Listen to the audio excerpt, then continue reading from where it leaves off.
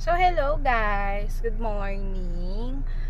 Medyo matagal-tagal yung last na update ko. So, ayun, as of the moment, yung isa kong FB, yung Anjas Lipilier ba, yung may 2.1k, sa ngayon, down po siya.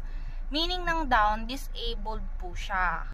So, ayan guys, ganyan siya ngayon. Pinag-submit ako ng, actually hindi nga pinag-submit so feeling ko wala na siyang pag-asa ma-retrieve.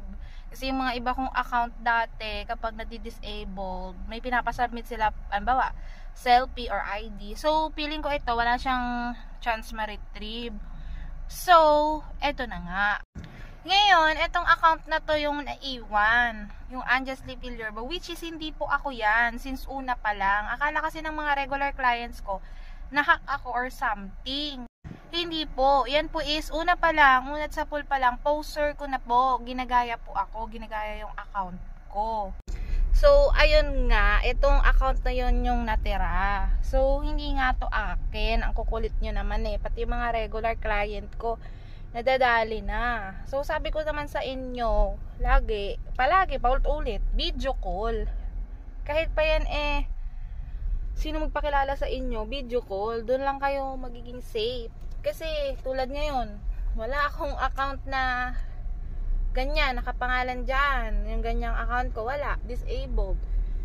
So, ang hirap para sa akin na ma-save kayo. Ang hirap na paalala pa ulit-ulit ng poster. Kasi tulad ngayon, mag-upload pa lang ako ng video, iilan lang makaka-view. Oh, paano yun?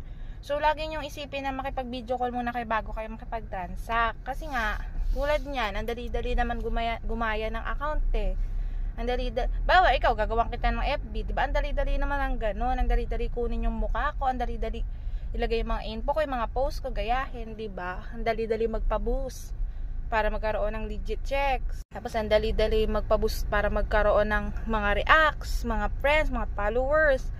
Ano na ngayon Teki na ngayon. So, para maging safe kayo, video call. Tapos, karamihan na rin ngayon sa poster at scammer, nakikipag-video call sila. Diba? Ang gagaling, ang kakapal. Pero, iba ang muka.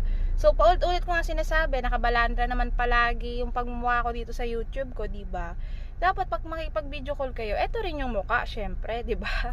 So, ayun, in case na hanapin nyo ko ulit at kailangan nyo ng services ko, as of the moment, dito ako sa account na to. Second account ko na to noon pa man. Kaya lang, hindi siya masyado active kasi nga, gamit ko yung isa kong account. Kaya nga lang ngayon, active na siya dahil nga, deactivated na nga yung isa kong account, disabled. So, ayun, kapag si-search nyo ako, Anpilier Bajesli po, ginit na ako na yung Pilier